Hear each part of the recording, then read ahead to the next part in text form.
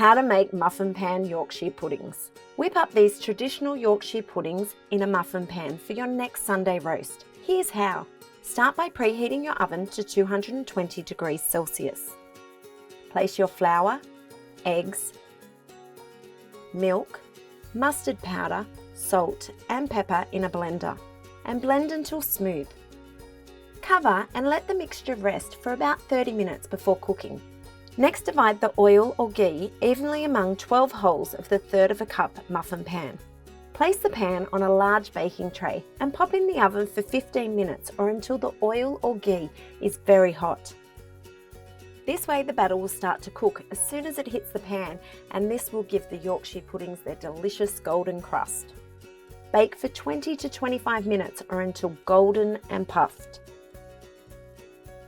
Once your puddings are ready, sprinkle them with salt, thyme and serve immediately while they're still warm. Now you know the secret to these delicious puddings. Enjoy them with your next family roast on the weekend.